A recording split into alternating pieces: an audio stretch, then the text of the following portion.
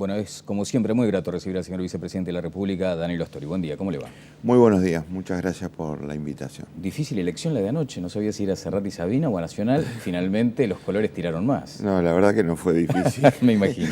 Con Bueno, todo respeto por Serrat y Sabina, a quienes vi en el anterior claro. espectáculo que hicieron, similar a este, y fue de gran nivel, obviamente. Ayer había que ir a ver a Nacional. Sí, había que ver a Nacional. Algunos justamente en las transmisiones deportivas señalaban que era el momento donde se tenía que notar a la hinchada. ¿Qué pasa con las hinchadas de los clubes que ante situaciones climáticas prefieren quedarse en la casa con la televisión? No, pero sin embargo había una buena concurrencia anoche. Obviamente con mejor tiempo, con mejor clima, hubiera sido mayor la afluencia de público, pero yo creo que la hinchada de Nacional, propiamente dicha, la que ocupa la tribuna Colombes, estaba. La militancia fuerte. La militancia estaba. El núcleo. El núcleo. ¿Qué pasa con la militancia en el Frente Amplio? Un frente en movimiento que dependió en gran medida precisamente de ese concepto, de la militancia activa. Hay en primer lugar una situación que no es propia ni del Frente Amplio ni del Uruguay. Yo creo que en el mundo hay una tendencia a la disminución de la militancia política.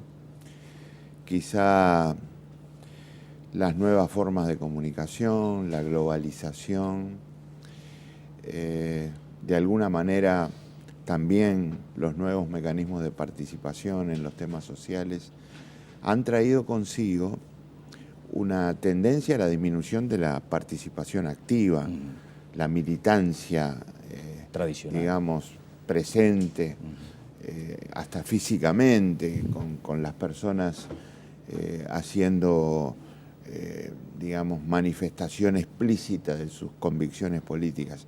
Eso pasa en todo el mundo. Uruguay no es la excepción.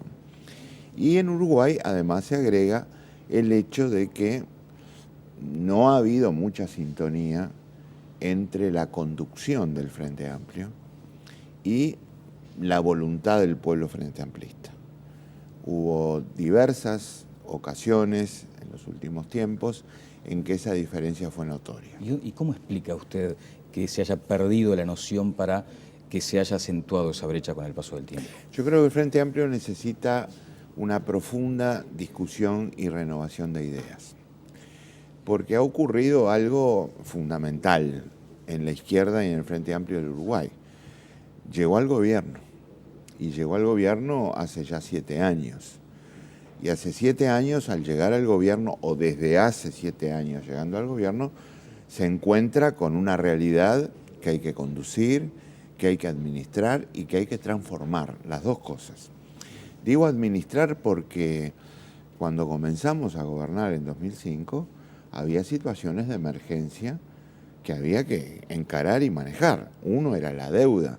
Uruguay era el segundo país más endeudado del mundo en marzo de 2005, en relación a su producción, a su población, en relación a su participación con respecto al gran acreedor que era el Fondo Monetario Internacional. Y transformar, porque había cosas que tenían que cambiar. Había que reducir la pobreza, la indigencia. Y entonces, ante esa realidad que había que administrar y transformar, obviamente el gobierno del Frente Amplio empezó a manejar instrumentos que no conocía, porque estaba en la oposición antes, a manejar información que tampoco conocía, y fue adquiriendo una velocidad de acción en la práctica que no tenía la fuerza política Frente Amplio. Y esa diferencia de velocidades en cuanto a la generación de ideas, a la discusión, a las decisiones que se toman en la práctica para obtener determinados resultados, originó una distancia. Cuando alguien va más rápido que otro, se distancia. Y aquí el Frente Amplio se distanció del pueblo frente amplista y del gobierno. ¿Me explico? Bien, justamente a eso quería apuntar. O sea, no es simplemente un divorcio entre la fuerza política y la fuerza en el gobierno, sino que en consecuencia, obviamente, es con la ciudadanía, con el votante común y corriente, con el de a pie. No, y con el gobierno también. El gobierno no ha estado cerca de la conducción del Frente Amplio, lo podríamos decir al revés. la conducción del Frente Amplio tampoco ha estado cerca del gobierno en estos años. ¿Y eso no debería ser sano, en teoría? Un gobierno que gobierna para todos, bastante tomando la debida distancia de una fuerza política Desde puntual. ese punto de vista, sin duda. Pero veámoslo desde otro punto de vista. Veámoslo desde un gobierno que pretende hacer cambios importantes en la sociedad y necesita el apoyo militante y organizado de la fuerza política a la que pertenece ese gobierno como plataforma para así llegarle a la sociedad en su conjunto. Yo estoy de acuerdo con que es el gobierno de todos los uruguayos, por supuesto que sí. Siempre lo he pensado así. Pero también la fuerza política como organización partidaria tiene que partir de esa convicción. ¿Cómo debe ser moderada esta fuerte autocrítica en la inminencia de una elección interna sin precedentes? Yo creo que está muy bien señalar que esto no tiene precedentes. Comencemos a tomar nota de que es la primera vez en 41 años que el Frente Amplio va a elegir a su presidente por voto secreto, con una gran amplitud de participación. Esto es con adhesión simultánea. Y esto tiene un valor simbólico fundamental.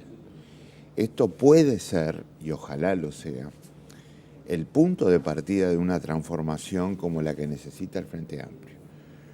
Y al mismo tiempo el escenario fundamental para iniciar esa discusión de ideas. La doctora Mónica Javier, candidata respaldada por usted, ha considerado en algún momento, ahí mismo donde está usted en una entrevista, ha jugado con el término de la bipolaridad del Frente Amplio, mencionando lo que puede llegar a tener como criterio médico y lo que tiene también alusión al carácter político.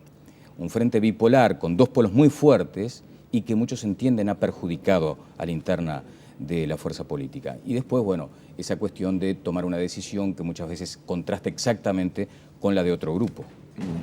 Yo creo que el Frente Amplio tiene una característica muy importante que más que, digamos, referir a una polarización, refiere a, digamos, la articulación de enfoques y visiones distintas.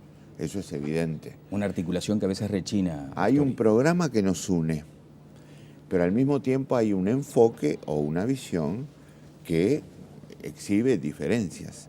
El Frente Amplio ha sido siempre eso, la unidad en la diversidad. Sí. Ahora, la unidad en la diversidad, que son características que van a seguir existiendo, porque eso es el Frente Amplio. El Frente Amplio nace como una articulación entre una coalición y un movimiento. No podría ser, no debería seguir siendo el obstáculo para una renovación de ideas. Y lo quiero plantear, si usted me permite, en estos términos. La falta de renovación ha llegado a tal nivel en algunos casos que nos hemos sorprendido hablando y opinando de una realidad que no existe. Y eso no le puede pasar a una fuerza de izquierda. ¿Cuál es el ejemplo? Lo peor que le puede pasar a una fuerza de izquierda es discutir sobre una realidad que no existe. Por ejemplo, sobre realidades en el sistema financiero, en el sistema económico propiamente dicho, cuando nosotros mismos, desde el gobierno, hemos transformado esa realidad. Entonces, nosotros no podemos, por ejemplo, quedarnos discutiendo si es necesario renovar a la administración de ferrocarriles del Estado, cuando es a todas luces imprescindible esa renovación, porque lo está reclamando la realidad económica del Uruguay que generó el propio Frente Amplio. ¿Me explico? El Frente Amplio genera un crecimiento sin precedentes en el país desde el gobierno, por supuesto, con condiciones internacionales favorables. Ese crecimiento genera la necesidad de una infraestructura absolutamente, reitero, imprescindible, y resulta que nosotros empezamos a discutir cómo debe ser la renovación del ferrocarril y eso enlentece totalmente lo que debería ser una decisión urgentísima. ¿Debatir capitalismo-socialismo, por ejemplo? ¿Debatir capitalismo-comunismo? Yo no voy a elevar tanto el nivel de abstracción. A mí me gusta hablar de la calidad de vida de la gente. Y esos son los resultados que me importan. Si el Uruguay genera cada vez más empleo, si el Uruguay genera cada vez mejor empleo, si los salarios crecen, si la salud mejora, si la educación también mejora, y acá tenemos una tarea pendiente importante, eso es lo que me importa. Sin etiquetas, digamos. Sin Si alguien etiquetas. quiere instalarlo como capitalismo, no le preocupa. Bueno, yo no dedicaría mi tiempo a discutir la denominación del sistema que estamos organizando. Dedicaría, sí, mi tiempo a controlar si los resultados que estoy obteniendo en la práctica son aquellos que la gente necesita. ¿Y por qué cuesta tanto ser entendido este concepto en la interna del Porque Frente no Amplio? lo hemos discutido así en esos términos. Y eso es lo que nos falta. Uno no puede llegar a conclusiones de este tipo si no las discute. ¿En qué medida se asume el riesgo de no renovarse el Frente Amplio en el poder si estos debates siguen sin canalizarse por las vías correctas? Bueno, yo creo que ahora hay que trabajar para que eso ocurra. ¿Es suficiente con elegir al presidente del Frente Amplio por voto secreto y generalizado por primera vez en nuestra historia? No, no es suficiente. Es un punto de partida. Ahora hay que trabajar para que ese punto de partida, con un fuerte valor simbólico y como un hecho inédito, porque nunca ocurrió, tengamos la suficiente legitimación para comenzar esa discusión. ¿Qué quiere decir suficiente legitimación? Para empezar, quiere decir una cosa fundamental. Tiene que haber una gran votación el 27 de mayo.